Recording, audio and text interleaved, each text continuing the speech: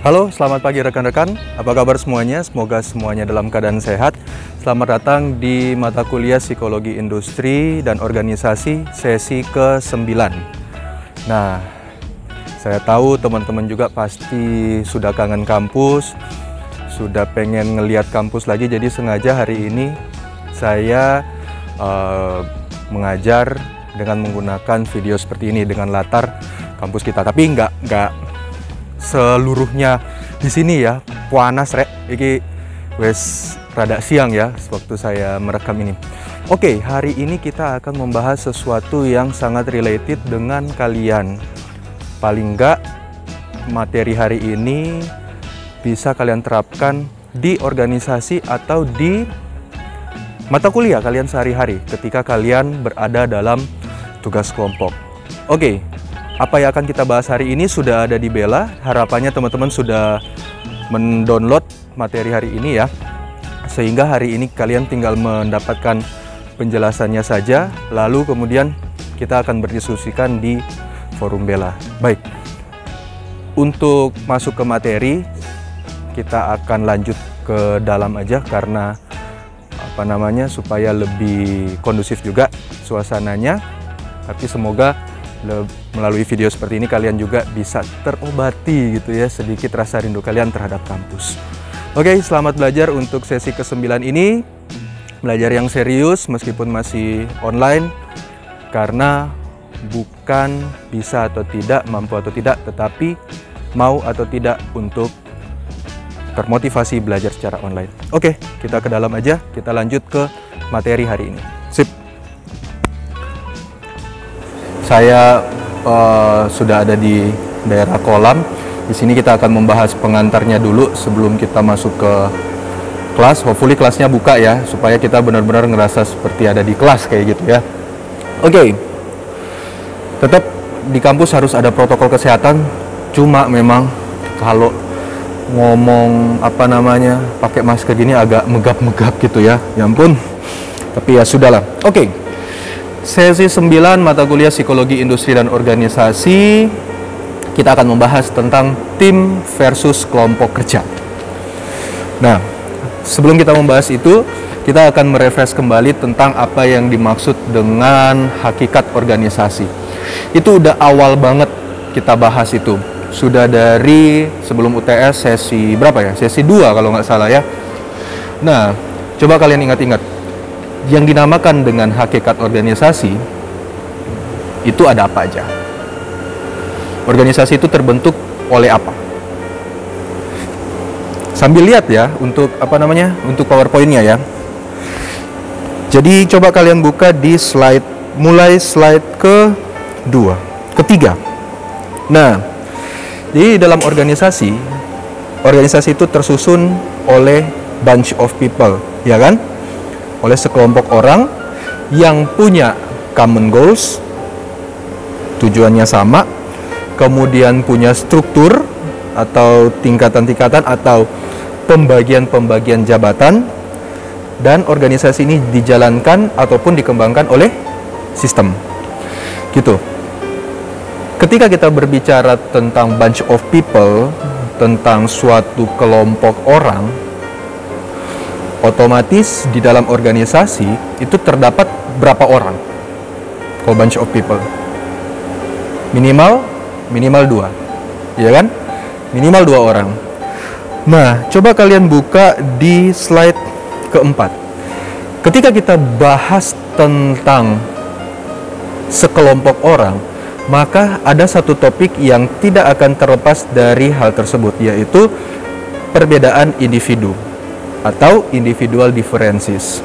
Jadi ketika kita terlibat dalam suatu organisasi atau dalam suatu tim atau dalam suatu kelompok yang terdiri dari beberapa orang, kita tidak akan terlepas dari yang namanya perbedaan individu. Menurut kalian, apa aja yang menjadi perbedaan individu di dalam organisasi? Apa aja? Gampangannya kalian tinggal lihat di slide 5. Itu ya.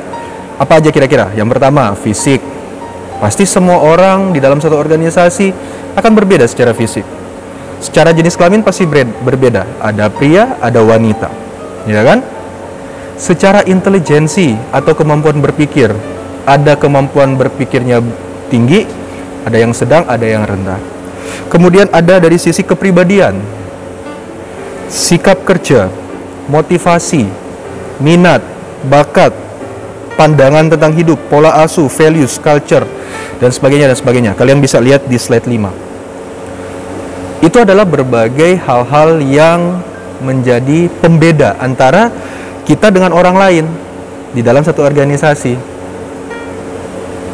Di awal saya sudah bilang bahwa kita nggak akan bahas jauh-jauh tentang organisasi gitu ya, tapi kita akan bahas yang related banget dengan kalian. Kelompok tugas, OPSIN deh, atau teman-teman yang di teknik kimia yang bekerja di dalam kelompok, tugas kelompok, itu juga bisa dinamakan sebagai dalam tanda kutip organisasi. Kenapa? Ada bunch of people, ya kan? Ada common goals, kalian punya tujuan yang sama untuk menyelesaikan tugas. Ada juga mungkin disusun pakai struktur, ada ketuanya, ada yang bikin tugasnya bikin makalah, ada yang tugasnya ngeprint gitu ya, dan develop by system. Mungkin saja kalian di dalam kelompok kerja kalian itu ada ada sistem yang kalian bangun. Nah, ketika kalian terlibat dalam kelompok kerja itu, kelompok tugas tersebut, tentu saja, ya kan? Tentu saja kalian juga memiliki perbedaan-perbedaan individu. Hari ini kita akan membahas bagaimana individu-individu yang berbeda tersebut bisa dikelompokkan menjadi kelompok atau tim. Makanya tema hari ini adalah tim versus kelompok. Oh ya, supaya agak sama ya di PPT, kita samakan persepsi dulu tentang bahasa yang akan kita gunakan. Kita nggak akan gunakan kelompok karena kepanjangan. Alasannya itu doang sih, karena kepanjangan dalam menulis PPT, jadi nggak estetik lah ya. Jadi saya menggunakan grup gitu ya, kan grup artinya kelompok, sama aja kan. Jadi kita akan membahas hari ini tentang tim dan grup. Oke? Menurut kalian sama atau beda tim dan grup itu? Ya apa menurut kalian? Sama nggak tim atau grup? Bagi yang mengatakan sama, apa alasannya? Bagi yang mengatakan beda, apa alasannya? Boleh ya, sekaligus komen di bawah ya. Oke. Nah, pertanyaan berikutnya, jika berbeda, mana yang lebih baik? Tim atau grup? Sehingga untuk menjawab pertanyaan itu, apakah tim dan grup itu berbeda dan mana kalau misalnya memang beda, mana yang lebih baik? Tujuan sesi 9 ini seperti yang kalian bisa baca di slide 8, mahasiswa dapat menjelaskan konsep tim dan kelompok kerja yang efektif di dalam industri dan organisasi. Yang kedua, mahasiswa dapat mengidentifikasi perbedaan tim dan kelompok kerja yang efektif di dalam industri dan organisasi. Sehingga ada beberapa topik bahasan yang akan kita bahas hari ini, kata kuncinya. Hopefully kalian sudah cari dulu ya kata kuncinya yang akan kita bahas hari ini. Kata kunci yang pertama adalah konsep tim. Apa itu tim? Definisinya apa? Bagaimana tim itu? Yang kedua adalah konsep kelompok. Bagaimana kelompok itu? Apa artinya kelompok itu? Yang ketiga adalah perbedaan tim dan kelompok. Kemudian efektivitas tim dan kelompok. Dan yang terakhir adalah bagaimana kita memanajemen tim. Itu adalah beberapa topik yang akan kita bahas hari ini.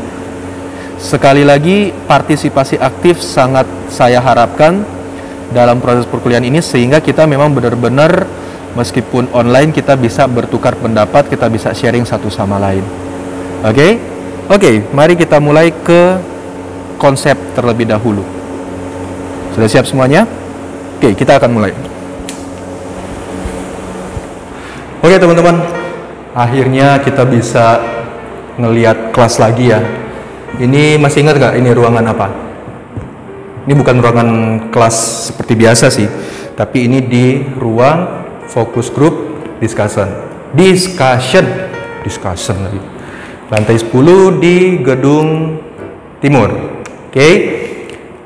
Hopefully simulasi kayak gini bisa itu ya, membuat kalian lebih berminat untuk belajar, termotivasi untuk fokus pada materi-materi yang akan kita bahas. Nah, karena di sini nggak ada orang, belas gak ada orang, jadi saya izin copot masker sehingga bisa memberikan penjelasan yang lebih jelas gitu ya. Oke, definisinya memang secara konseptual ada perbedaan signifikan antara tim dan grup. Hanya saja kita akan melihat terlebih dahulu apa sih kira-kira persamaan dari tim dan grup itu. Oke, yang pertama, karena dia mengacu pada konsep bunch of people, terdiri dari lebih dari satu orang, makanya persamaan yang pertama antara tim dan grup adalah two or more than two persons. Jadi dua atau lebih dari dua orang. Mereka akan membentuk tim dan membentuk grup. Oke, persamaan yang kedua adalah interaction. Ya jelas ya, pada saat mereka akan mencapai satu tujuan tertentu, memiliki common goals yang sama, dua orang atau lebih ini akan terlibat dalam proses interaksi. Akan ada proses komunikasi di situ. Akan ada proses hubungan timbal balik. Gitu ya. Ya maupun baik di tim maupun di grup ya sama aja, tetap ada juga yang namanya interaction. Itu persamaan kedua. Yang ketiga adalah focus on common achievement. Ya sama aja. Baik tim maupun kelompok dia akan fokus pada goals yang sama, pada pencapaian yang sama. Lalu kemudian baik di tim maupun di grup untuk mencapai tujuan yang bersama itu, mereka akan saling sharing informasi, akan saling sharing sumber daya, akan saling sharing pengetahuan, dan sebagainya dan sebagainya. Tujuannya sama, yaitu untuk mencapai tujuan bersama. Kayak gitu. Itu adalah similarities atau persamaan antara tim maupun grup. Oke, tadi di bagian definisi saya katakan bahwa tim dan grup ini adalah hal yang berbeda. Memiliki perbedaan yang signifikan. Apa perbedaannya? Mungkin kalian sudah lihat di slide PPT ya. Kira-kira apa perbedaan antara tim dan grup? Oke, kita lanjut ke next slide. Kita bahas dulu dari sisi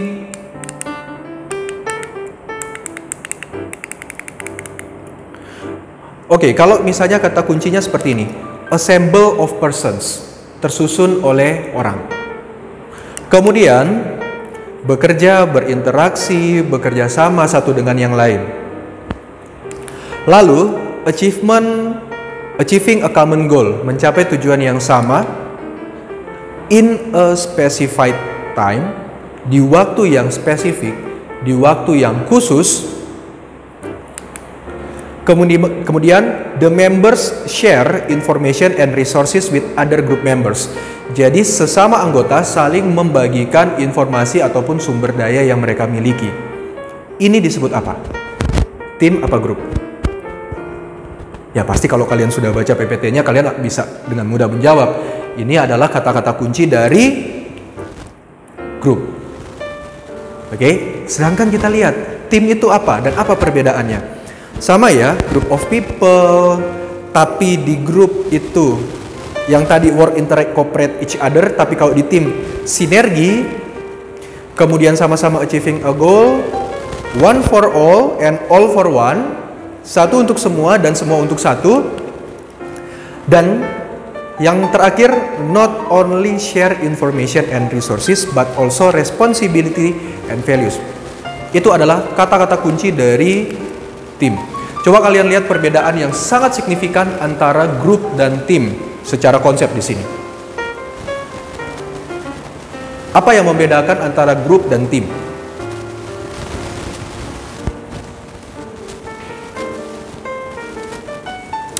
Kalau di grup, dia hanya berinteraksi biasa. Dia hanya bekerja kita punya tugas bareng, kita punya aktivitas bareng, dalam satu specific times kita mengerjakan itu. Saya punya pengetahuan ini, saya sharingkan ke kalian. Kalian punya pengetahuan apa, sharing note ke saya. Kayak tugas mata kuliah, hanya specific time aja. Misalnya tugas PIO gitu kan. Tugas PIO specific time-nya di mana? Hanya pada saat mulai pengerjaan tugas itu sampai pengerjaan tugas tersebut selesai. Setelah itu apa? Nggak ada apa-apa. Kalian hanya bekerja, berinteraksi, bekerja sama satu sama lain tanpa terbentuk yang namanya sinergi, tanpa terbentuk yang namanya kelekatan. Tapi kalau kalian membangun tim, kalian punya kelekatan di situ, punya kedekatan emosional. Makanya kan kalau misalnya kalian kelompok kerja, lu mau kerja apa enggak bukan urusan gua. Kan sometimes kayak gitu. Kalian mau kerja atau enggak, yang penting tugas saya selesai. Kalau di tim nggak bisa kayak gitu. Di tim one for all for one. Kalau kamu susah, apa susahnya? Saya bantu secara inisiatif, nggak dimintai tolong. Itu yang disebut sebagai sinergi.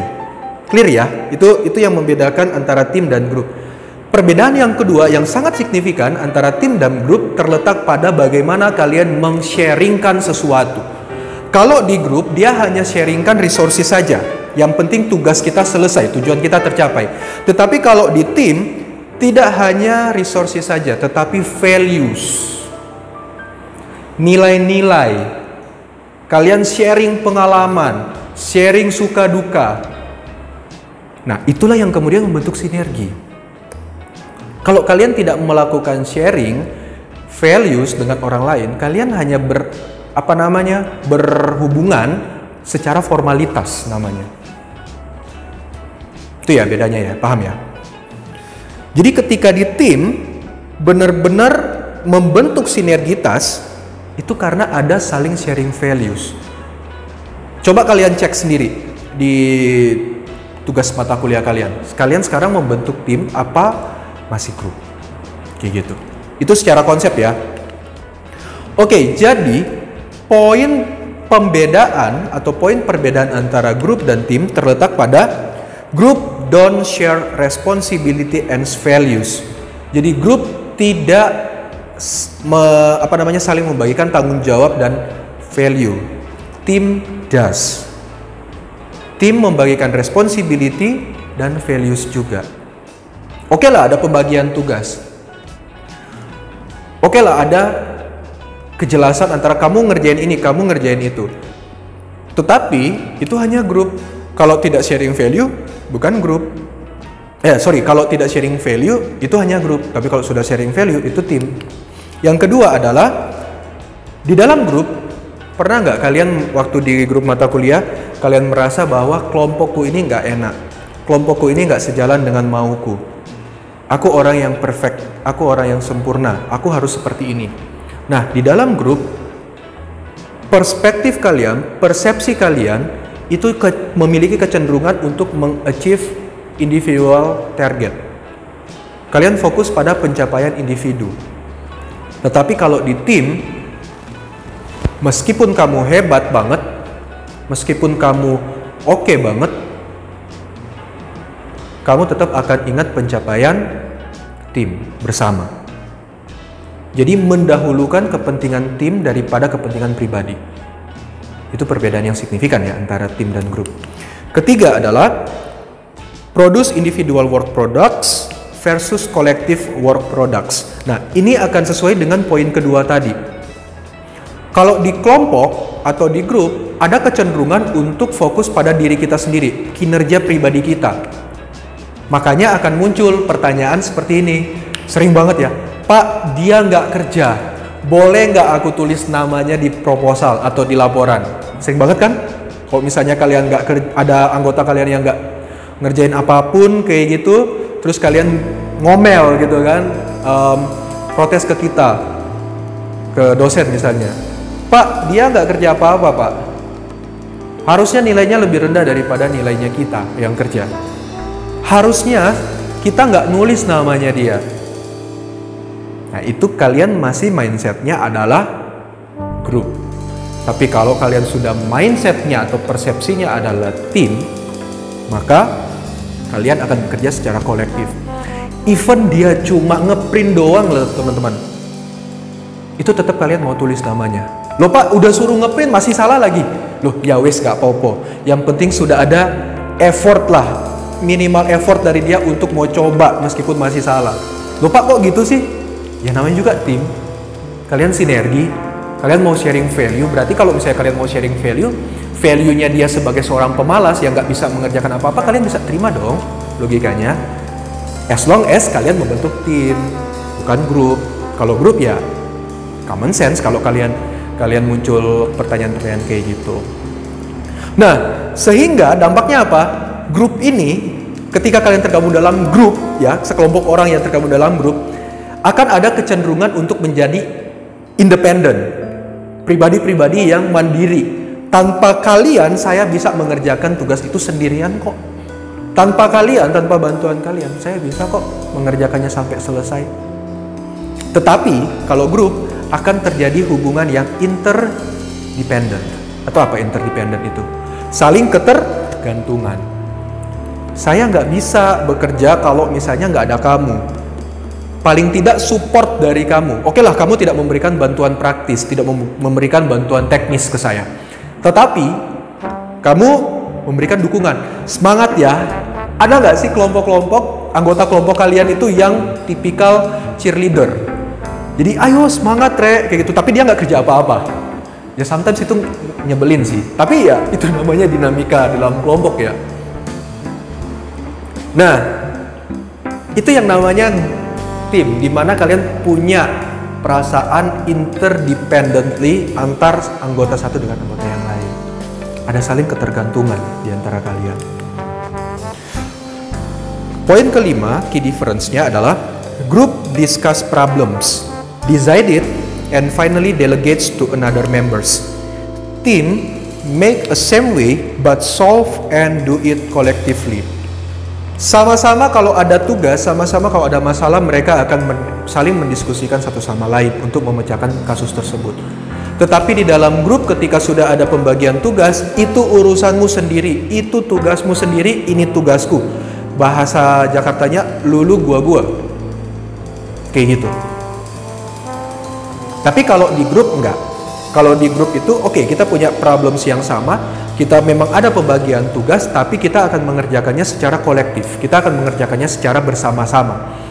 Bukan literally kerjain bareng-bareng gitu ya, tetapi secara emosional you put your heart in this team.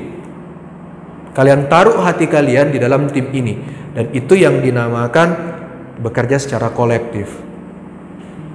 Mungkin ini akan ada pertanyaan ya di sini bagaimana ya, tapi memang saya tidak menjelaskan secara detail dulu supaya memancing kalian ada pertanyaan, dan silakan boleh tulis di forum Bella, boleh komen di bagian komentar. Oke, sudah nonton ini? Harusnya nonton dari awal ya, dari awal banget sampai ke end game gitu ya. Kalau menurut kalian mereka ini apa? Tim apa grup? Mereka ini tim apa grup? Kalau tim kenapa? Kalau grup kenapa? Ayo.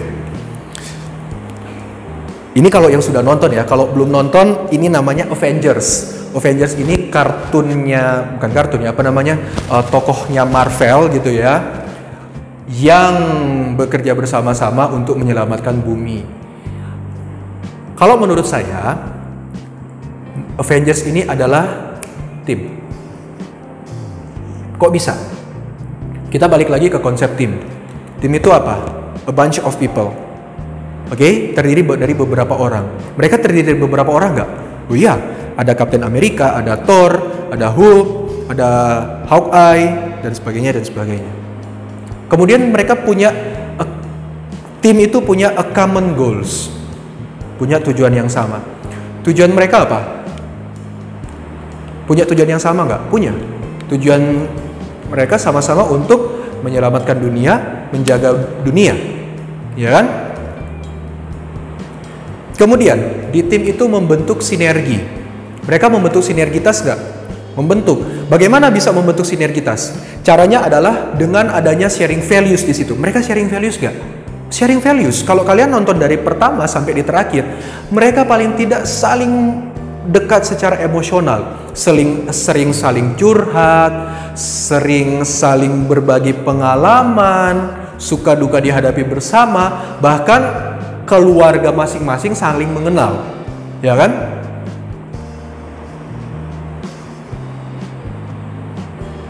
Kemudian, karena mereka sudah saling sharing values di situ, saling sharing nilai di situ, otomatis mereka terbentuk sinergitas. Membentuk interdependently. Membentuk keterikatan dan ketergantungan. Itu sebabnya Avengers ini dinamakan tim, bukan grup. Tim Avengers, nggak mungkin kan dibilang grup Avengers, kelompok Avengers, enggak. Tim Avengers. Gitu ya.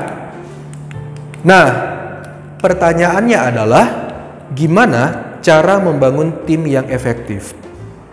Ada 3 hal yang menentukan bagaimana kita bisa membangun tim yang efektif. Ini langsung saya jelaskan secara praktikalnya ya.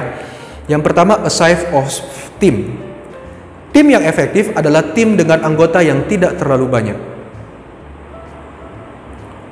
Yang tidak terlalu banyak anggotanya. Berapa jumlah maksimal? Nggak ada patokan pasti berapa jumlah maksimal, tetapi paling tidak 6-8 itu sudah maksimal untuk sebuah tim gitu ya. Yang kedua, untuk menjadikan tim yang efektif itu adalah role and difference. Jadi, ketika kalian terlibat dalam suatu kelompok dulu gitu ya, terbentuk dalam suatu kelompok, ketika kalian ingin membentuk sebuah tim, kalian harus paham dulu tentang individual difference yang ada di dalamnya. Makanya di pertama saya membahas tentang individual difference. Kalian harus mengenal dulu siapa anggota kelompok kalian, one by one dan specifically. Artinya apa? Kalian harus kenal secara mendalam. Tidak hanya siapa namamu, kamu kelas berapa, kamu semester berapa, semestermu apa. Kalau mau membentuk tim, benar-benar kalian harus kenal dia, apa makanan kesukaannya, apa hobinya, tempat tinggalnya di mana, apa yang dia sukai, apa yang dia tidak sukai, pengalaman masa buruknya, pengalaman yang menyenangkan, dan sebagainya, sehingga membentuk keterikatan emosional. Itu dulu, tahu dan kenal dan secara mendalam paham tentang individual difference antara kelompok kalian. Tahu kepribadiannya gimana. Oh, orangnya itu adalah orang yang koleris, makanya aku harus seperti ini. Oh, orangnya itu sanguin, makanya aku harus seperti ini. Jadi tahu kepribadiannya. Itu yang kedua. Yang ketiga adalah kalian tahu roles kalian masing-masing itu apa. Ada pembagian tugas yang jelas, ada pembagian tanggung jawab yang jelas, ada pembagian roles, peran. Kamu tugasnya apa, kamu sebagai apa, kamu tugasnya ini, kamu tanggung jawabnya apa. Dan itu harus diomongkan dari awal semuanya. Bukan pada saat terjadi chaos, terjadi kalian konflik, terjadi keributan, di situ baru kalian akan bahas kamu perannya apa. Dan yang paling penting adalah kalian harus komit dengan roles kalian itu. Kalau misalnya teman-teman nggak komit dengan roles kalian, bisa saja ya menjadi overload dan overlapping pekerjaan, dan itu tidak akan menjadikan tim yang efektif, malah kacau. Coba kalian lihat, nonton Avengers pada waktu mereka melawan si Thanos. Apakah mereka semuanya mengeluarkan kehebatannya masing-masing dalam waktu yang bersamaan? Enggak. Pada waktu The Endgame itu, mereka bekerja sama, mereka punya peran. Misalnya si Captain America melempar perisainya, kemudian Spider-Man melempar spiderwebnya. Bukan dalam waktu yang bersamaan, tetapi ada waktu-waktu tertentu. Ada timing yang pas. Karena apa? Karena mereka sudah tahu roles-nya masing-masing apa dan bagaimana mereka menjalankan roles tersebut. Dan yang ketiga adalah performance of a team member. Nah, even kalian sudah paham tugas kalian apa, even kalian sudah tahu individual difference kalian apa, tapi kalau di dalam diri kalian sendiri kalian tidak mau berkinerja secara efektif, kalian tidak mau menunjukkan performance yang maksimal, kalian tidak mau memberikan kontribusi yang paling terbaik, mau pakai teori apapun kalian tentang tim versus grup, nggak akan terbentuk tim yang efektif. Tetap ujung-ujungnya akan kembali ke diri kalian juga, bagaimana kalian komit untuk menghasilkan kinerja yang efektif selama kalian berdinamika di dalam sebuah tim itu. Kayak gitu. Clear ya sampai sini. Oke, sampai di sini dulu ada pertanyaan nggak? Nah, kalau nggak ada pertanyaan, di bagian slide selanjutnya ada sparkling insight. Jadi menurut kalian, mana yang harus kita bangun? Tim atau grup? Tuliskan jawaban kalian di kolom komentar. Oke ya? Tahu di forum Bella. Oke, sampai di sini ada pertanyaan? Nggak ada? Kalau nggak ada, silakan dicermati dulu materi yang sebelumnya, karena abis ini kita akan lanjut ke video berikutnya. Oke? Oke, kalau begitu silakan.